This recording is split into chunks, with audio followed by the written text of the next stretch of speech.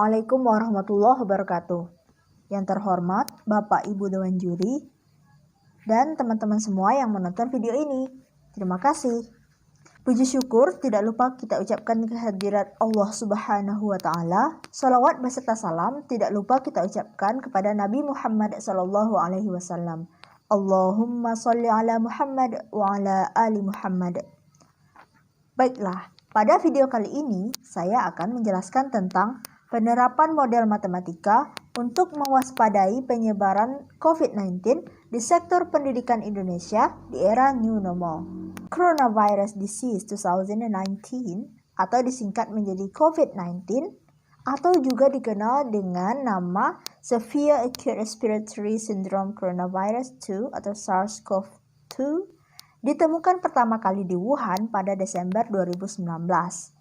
COVID-19 sudah ditetapkan menjadi pandemi oleh WHO pada tanggal 12 Maret 2020.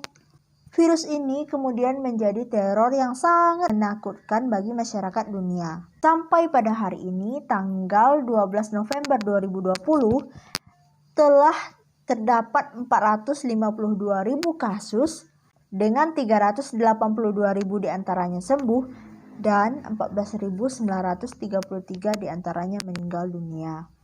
Penyebaran virus ini dapat ditularkan dari manusia ke manusia. Pada kenyataannya, penyebarannya tidak bersifat linear, tetapi malah eksponensial.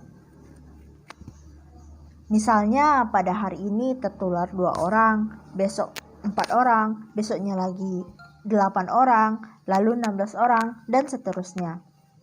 Menanggapi hal ini, Indonesia diberlakukan kebijakan pembatasan sosial berskala besar atau PSBB untuk menekan penyebaran virus. Sehingga semua kegiatan yang dilakukan di luar rumah harus dihentikan sampai pandemi ini mereda. Beberapa pemerintah daerah memutuskan untuk menerapkan kebijakan untuk meliburkan siswa dan mulai menerapkan metode belajar dengan sistem daring atau dalam jaringan atau online. Kebijakan pemerintah ini mulai efektif diberlakukan di beberapa wilayah provinsi di Indonesia pada hari Senin 16 Maret 2020 yang juga diikuti oleh wilayah-wilayah provinsi lainnya. Tetapi, hal tersebut tidak berlaku bagi beberapa sekolah di tiap-tiap daerah. Sekolah-sekolah tersebut tidak siap dengan sistem pembelajaran daring, di mana membutuhkan media pembelajaran seperti handphone, laptop, atau komputer. Sistem pembelajaran daring merupakan sistem pembelajaran tanpa tatap muka secara langsung antara guru dan siswa, tetapi dilakukan melalui online yang menggunakan jaringan internet. Guru harus memastikan kegiatan belajar mengajar tetap berjalan meskipun siswa berada di rumah.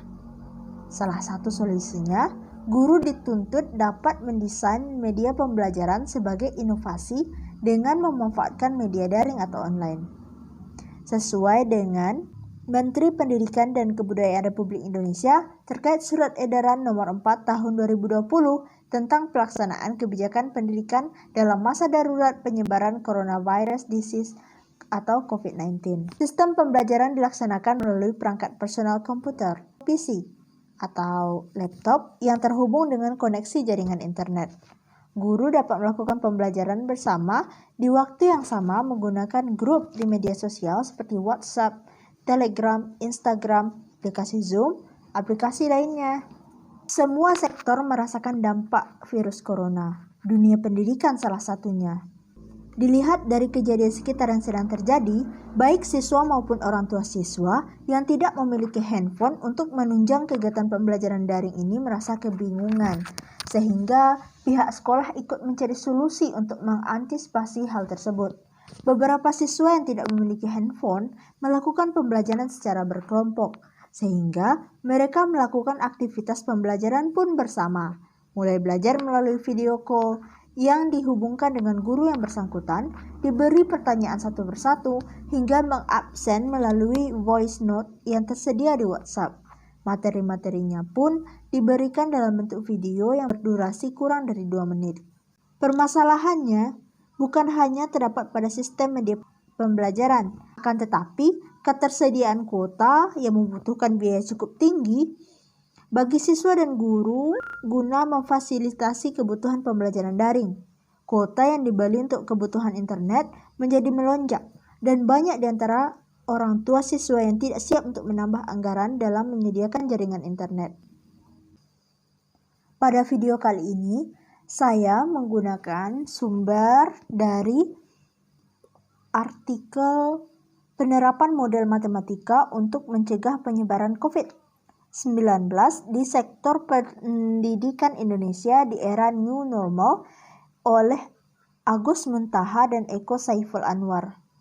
Pemodelan matematika adalah proses yang menggunakan matematika untuk mewakili, menganalisis, membuat prediksi, atau memberikan wawasan tentang fenomena dunia nyata.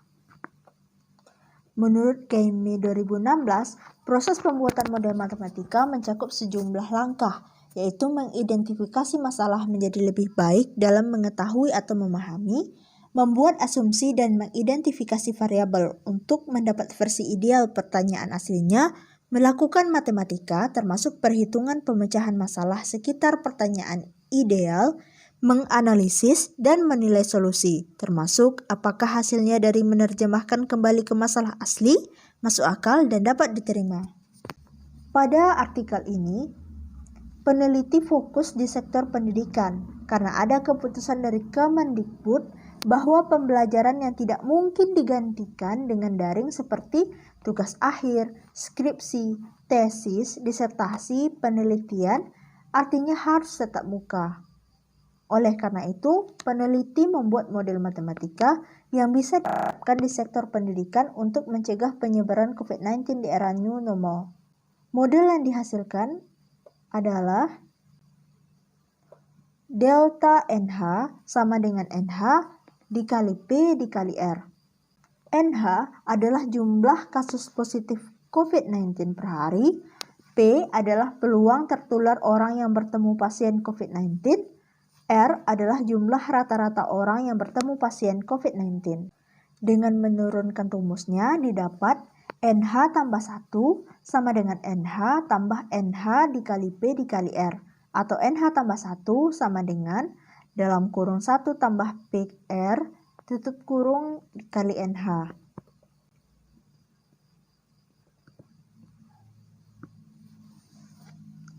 Model matematika yang telah didapat dari masalah nyata COVID-19, jika NH masuk ke sektor pendidikan, maka bahaya mengancam di sektor pendidikan.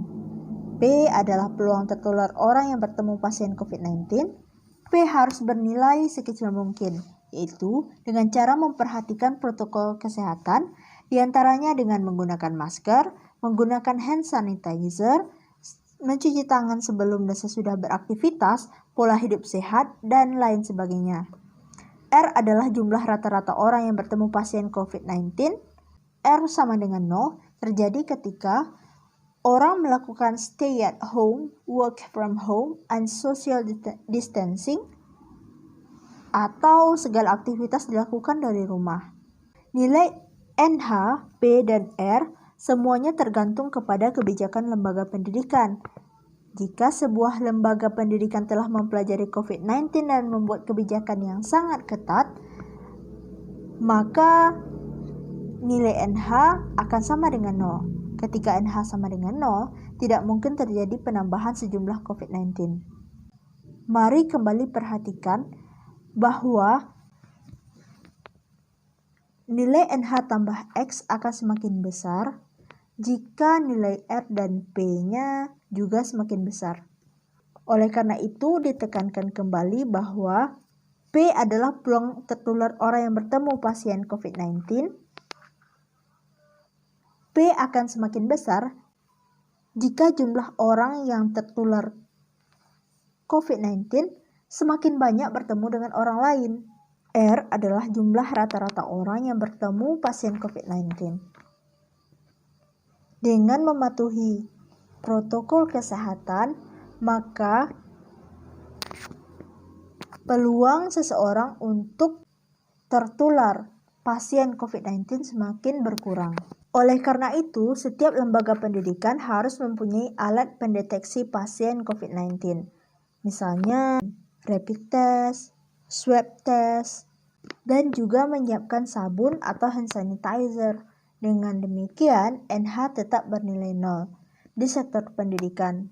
Kebijakan berikutnya, semua warga di sektor pendidikan harus menjalankan protokol kesehatan, memakai masker, tidak bersalaman selama pandemi, dan lain-lain, serta mewajibkan semua aktivitas dari rumah meskipun tentang skripsi, tesis, dan disertasi.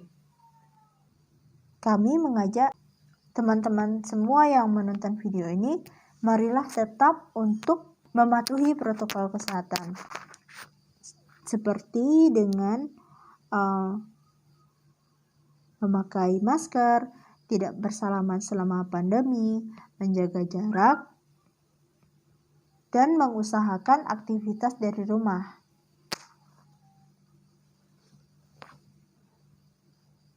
Jika tidak ada keperluan mendesak. Sekian dari saya, mohon maaf atas segala kekurangan. Terima kasih. Akhiran, wassalamualaikum warahmatullahi wabarakatuh.